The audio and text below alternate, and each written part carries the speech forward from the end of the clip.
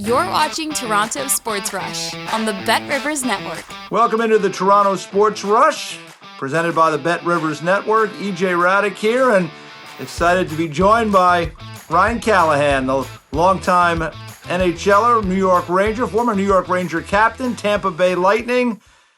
I think it was 757 career games.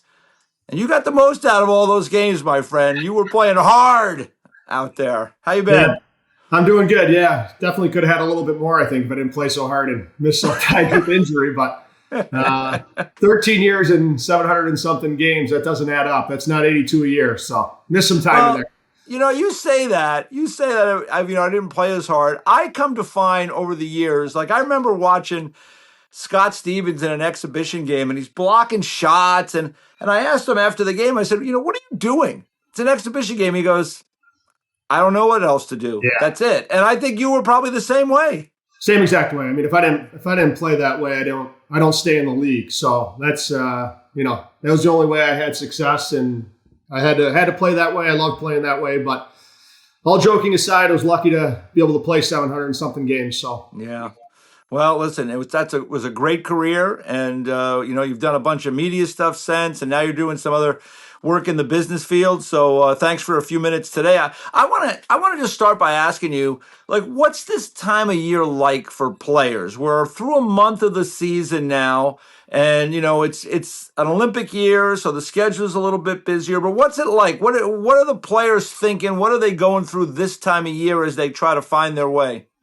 Yeah, I think the excitement of the start of the year as you head into training camp and those first, 5-10 games, that, excitement to start a new year has kind of subsided at this point.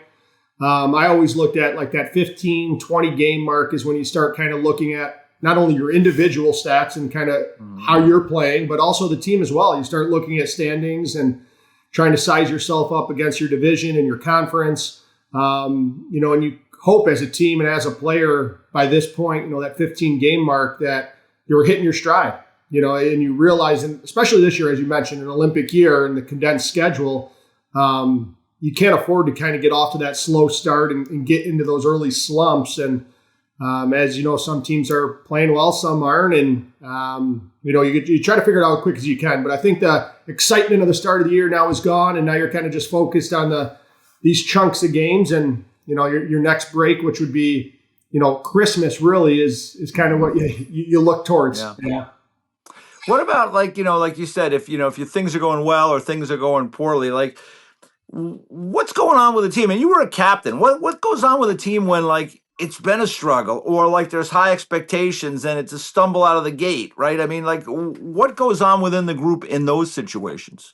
Yeah, I think it depends on the group itself. If you have a young group or a veteran group, right? And the situations I've been in, there's plenty of years we've gotten off to slow starts.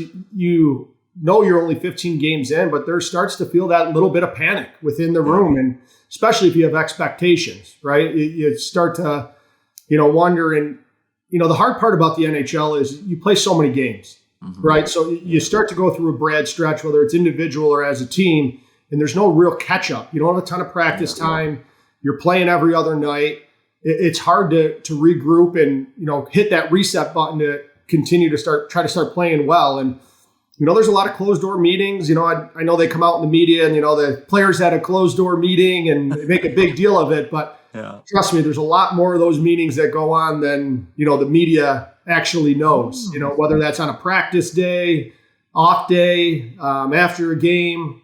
There's constant communication going on, not only from the coaches, but from the players themselves. So we're starting to hit that time of year where things are ramping up, and I'm sure those meetings are going on, and teams are trying to figure out how to get their footing if they haven't yet. Yeah, and the league right now, I mean, it seems like to me, Callie, everybody is like, 8, 6, and 5 or something crazy, some crazy record like that, right? It just seems like it's never been tighter. Yeah, it is. And I think it's a good thing for teams that are struggling, right? Yeah. The parity in the league, I don't think has ever seen maybe a year like this, where anybody could beat anybody really. And I think the standings show that. I mean, you got teams that are in last place of the conference and are 4 points out of a playoff spot, 5 points out of a playoff spot. So, there's times in, previous years where teams would be like that and they'd look and you'd be like, I don't know if we could catch up. I know we're 15 games in, but it's a big hill to climb. So it's I think it's good for hockey. It's good for the game, having it this close, and also good for teams that need to make up some ground. All right, let me ask you a little bit about the Leafs, because the start of the season for them, they've had a lot of home games. I mean, they are in a stretch right now. I think it's 7 of 9 at home, the stretch they're in, the games back-to-back, over the weekend.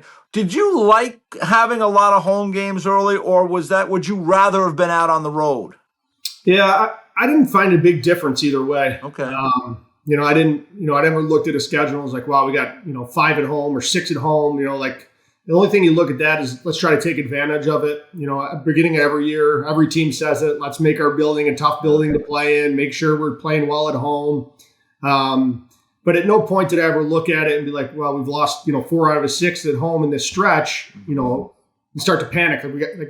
Teams have they can win on the road, right? It's not a league where I don't think that's anymore where you can't go on the road and you're in a big disadvantage. So as you were talking about the Leafs, I don't think they're like, we should have a better record now that, we've held these chunks of games at home. Yeah. But at the same time, those are games that you want to take advantage of. I mean, there is a little bit of home cooking there where you're sleeping in your own bed. You're not traveling. You should feel more fresh. So there's a part of that, but I don't think in any means that I ever look at a stretch and be like, we're in trouble. We just lost, we had a big home stretch and we didn't, end up being 500 or whatever it is. You were a captain. I want to ask you about the Leafs captain, Auston Matthews. He's had that C now for a little more than a year. You played against him very early in his career. How has his game changed from when he first came in to when you would be playing against him to, where he is kind of now over these last couple of years as you've watched and, seen where the Leafs have kind of gone, throughout these couple of years, and his role has changed in a leadership manner, at least for sure. Yeah, it definitely has. And that's a hard adjustment for, I think, a kid in that spot especially where, John Tavares is your captain. All of a sudden, he's still on the team and you're wearing the C. And, I think that's a little bit, I've never had a situation like that. I can only imagine being in his shoes. And, I think a lot of it is probably how Tavares would handle that and communicate with Matthews. And everything I know about Tavares, he's the ultimate pro. So I'm sure he, has communicated to him that, this is your team to lead. I'll be there, with a C or not. He's still going to be leading that team, Tavares is. And, if you look at Matthews' game itself, I think where it's evolved is he's always been a sniper. He's always had that skill to shoot the puck and score. But his defensive game, I think, is completely underrated. I mean, the way he defends now, the whole 200-foot game. I mean, if you watch him, he's always in a good position defensively. So I think that part of his game has evolved as he's gotten older and learned the league and realized that, you got to play that other side of the puck. Not that he didn't previously, he's just gotten really good at it, and he's always in that right position. And, as you talk about Matthews this year as well, and there's that adjustment too, not playing with Marner, right? You build that chemistry and, it's hard to, now you see him rotating lines sometimes, rotating, who's playing with them and trying to find that chemistry. That's a real thing, whether it's a right move or wrong move for Toronto moving on from Marner, that's them, but that's a real thing where you got to try to find that chemistry again. And, and as a shooter that Matthews is, he needs a guy to get him the puck, right? He can create things on his own, but, to have a guy like Marner who could set you up in those spots, he knows exactly where you're going to be. You don't even have to talk to each other, right? You have that chemistry where you're just kind of feeding off each other. You got to find that again with somebody. And, I think that's part of the little maybe early struggles with Toronto. I mean, Matthews has started off, he's putting the puck in the net and things like that. But I think that's going to be a process as the year goes along to try to replace Marner and, who ends up permanently on his line.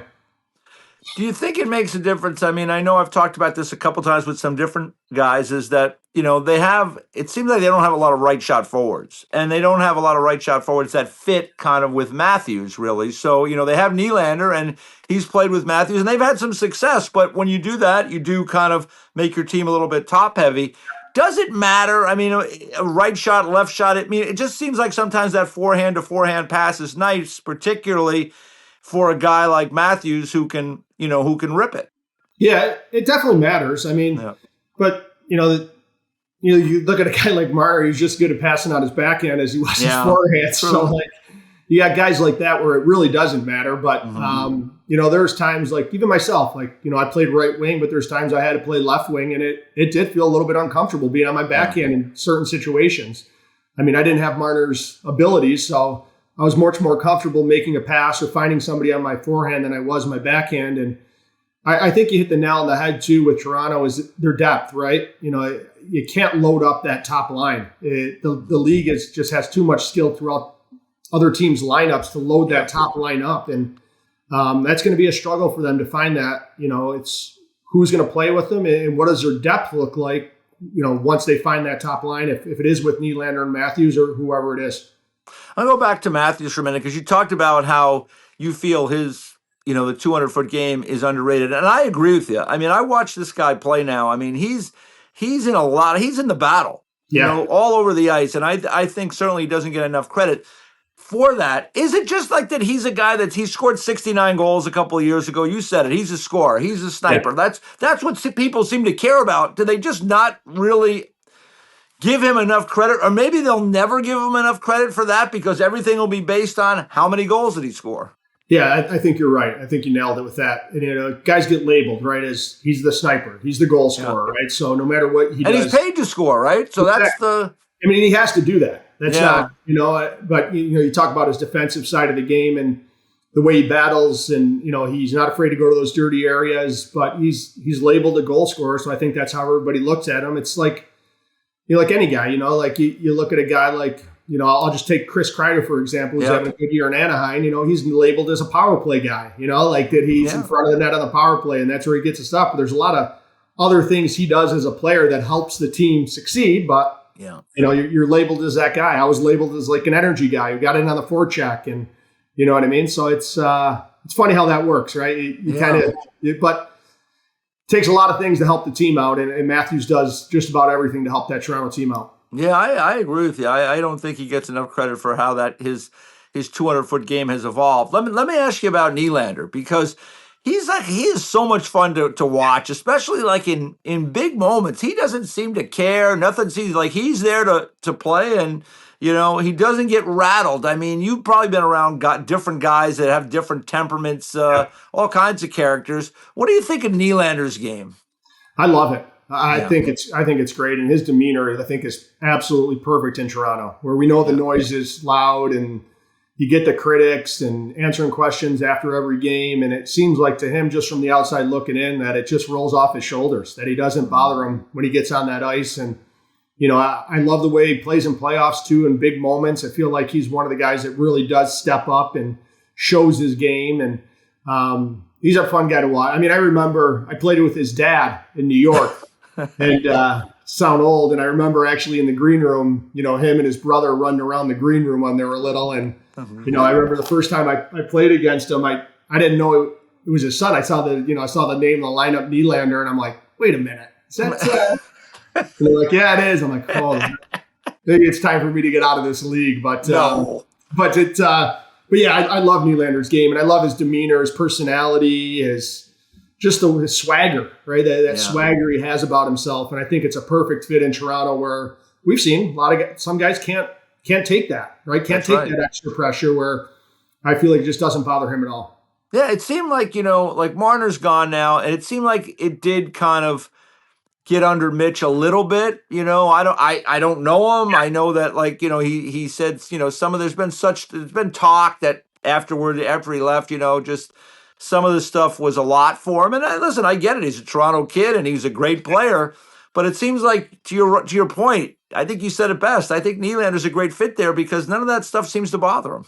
Yeah, I agree. And, you look at Marner and, he's human, right? Things bother you. I mean, imagine look at anybody outside of hockey. Imagine at work every day after your day with your work, you got to answer to the media. You read it about in the paper. You got people outside talking to you. Like, it's everywhere if you're not performing at work, right? It wears on you. You still got to, you leave the rink and that's all you're thinking about, is that. I mean, I dealt with it in New York, right? It's, you leave the rink in New York and it's all over the place on if you're playing well or you're not playing well. And, when I got traded to Tampa, I couldn't believe, when I left the rink, I actually felt like I could get away from hockey a little bit. And wasn't on my mind 24/7. And, for Marner to have that many years in that organization, start in that organization, it can wear on you. He's human, right? It's a hard thing to deal with. Hey, it's funny. You mentioned your time in Tampa. We got the Olympics coming up, and obviously Jon Cooper will be coaching Team Canada again. He coached them at the Four Nations tournament. What do you think the secret of success is for Jon Cooper? Now, obviously, he's had great players there, and I'm a big believer in hey, I don't care who you are. If you can be Scotty Bowman, you can be Jon Cooper. If you don't have good players, you're going to have problems. Now, he's had a lot of good players, but he has been able to kind of keep it contemporary, keep it fresh, and still have a voice. He's a unique kind of personality as a head coach. What makes Jon Cooper, in your mind, so successful? Yeah, I guess hockey aside, his knowledge of the game is second to none. He the X's and O's and, making changes through the season, through the playoffs, and the way they're playing systems. I think he's unbelievable at that. And, as you talk about having good players, you got to remember a lot of those good players that are still in Tampa, he developed. That's right? true. So, it's hard to deal with, especially in this day and age, superstars, right? The way you treat them, the way you try to coach them, the way you try to correct them. You look at a guy like Nikita Kucherov.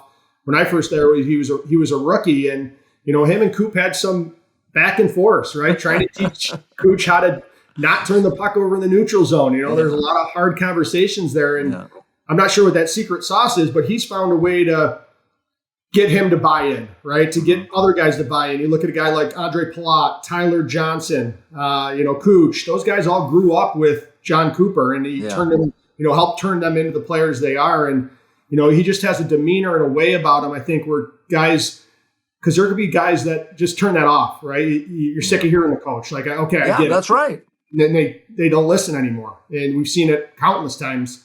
But he's found a way, and I don't know what that way is, but he's found a way to, have them buy in, listen, continue to learn under him. And he's a good person overall. I've told the story before, and, my first impression of Jon Cooper, I got traded to Tampa, and I got off the plane at 10:30 at night in Tampa, and Jon Cooper's standing there, baggage claim, waiting for me to drive me to the rink and have a conversation with me. And I can guarantee you there's not a lot of coaches around the league that are doing that, so it's, that made a huge first impression on me and just kind of showed me the kind of guy and coach he was. So he's had an impressive run there and got a shot at the Olympics now too, which I'm sure he's very excited about. What's that conversation like? Is it about hey, how are you as a person? Is it about what do you know about our team? What kind of conversation is that like as, you get in the car and you've just been traded? And I remember that, Callie. That was a big deal. You were the captain of the Rangers. They weren't sure if they were going to sign you. You probably were under the impression it probably would get done. You end up getting moved. What do you remember about that conversation? Because it is, that does say something when the guy shows up there for you. Yeah. From what I remember, it first started off with just how I'm doing, how are things? You just went through a whirlwind, and, he reiterated to me that, how excited they were to have me in their organization and make that trade for me. That obviously I lose a guy like Marty St. Louis, who's, Jersey's in the rafters, Hall of Famer. But and that was a tough part of that trade too, is knowing that you're going there and I'm not replacing Marty St. Louis. That's not my game. That's not there's no possible way to do that. And he put me at a little bit of ease just saying that exactly. Like, you're not here to replace Marty. You're here to replace some other stuff that we need in our lineup. And, so he said that to me, which calmed me down a little bit. And then as, we started to drive, we got to the rink, and then we started talking a little bit about, where he sees me in the lineup. Where does he see me using me, penalty kill. And we get to the rink. He says, I'm playing with Valtteri Filppula the next night. And this young guy on my right wing or on my left wing, and Nikita Kucherov. So because I think he's going to be, I think he's going to be a pretty good player. And I don't think I played with him too long. So. Hey, listen, they were just out west. I just watched him the other day, and he was right. He's a pretty good player. Pretty good player. Yeah. Yeah. He's another guy that's fun to watch because he's so it's so subtle in some of the stuff he does, and he's so precise. It's kind of amazing how good he is. Yeah, he's very cerebral out there. He just smooth, and he's always under control. And you see him on that half wall in the power play, and the way he way he moves. It's just like it's fun to watch. Yeah. All right. Listen, let me finish up here with just the bigger picture thoughts about the Leafs. I mean, like, there's going to be wins, there's going to be losses. We know that the league is tight. We know there's going to be injuries. The trade deadline is going to come and go. I think they're going to do what they can. All these contenders are going to try to add pieces. There's been a lot of talk about, the fact Marner's gone, but yet they've added these pieces. Maybe they won't be as good in the regular season, but maybe they'll be harder to beat in the playoffs, a little bit tougher, a little bit more, edgy in the playoffs. Where do you see that? Do you think that's a possibility? I definitely think that's a possibility. And, if you look at Toronto, that's where they need to perform is in the playoffs, and if, they feel like that's the moves they've made to make them better in the playoffs and maybe not necessarily unbelievable in the regular season, I think it's a good move for the organization. And, I think it's going to be, with the league the way it is, it's going to be a process all year. I think their goaltending definitely needs to be better, where it's been. And that's one area I look at them to, as you can't improve goaltending at the trade deadline ever, during the year. Yeah. That's very, very hard to do. So they need to figure out that. And, I think they're going to be there at the end. That obviously I see them making the playoffs. I don't think that's a question. And it's going to come down to, how they perform there once they get there. And it's going to be tough. How the league is, and all these series, once you get to the playoffs, are so close. It's such a fine line between success and failure. And, you just hope that core throughout these runs they've had, they've gained that experience, they've gained that confidence. And I do feel like the additions they've made and their focus on playoffs and making sure that we're harder to play against, we're a stronger mentally team once playoff comes, will pay off for Toronto once we get there. Yeah, I'll ask you one more about a young American kid, Matthew Nyes. I thought he took a big step last year in the playoffs. He seems like a guy that's going to be a good playoff player throughout his career. Yeah, you could definitely see it last year. And there's guys that kind of diminish to the pressure, and there's guys that raise to the pressure. And he seems like one of those guys that raises to it. He's got that playoff frame to him too. He's a big kid, right? He gets into those areas that you have to have success once playoff comes. Game gets tighter. You lose time and space, gets more physical. It gets harder to get those opportunities. And, Nyes and I think he's going to continue to grow as a player. He's still a young kid, right? So he's going to continue to get better. He hasn't hit his ceiling at all yet. So if you're Toronto, that's definitely one that you're very excited about. And the kid I like to watch play as well. Well, we got a long season to go. We got the Olympics. It's going to be, as you said earlier, game. There's a lot of games, a long year. I appreciate you taking a few minutes for us today. Maybe we'll get to chat with you later in the year. We'll see how these things are going. Ryan Callahan, all the best to you, my friend. And if I don't talk to you, have a great holiday.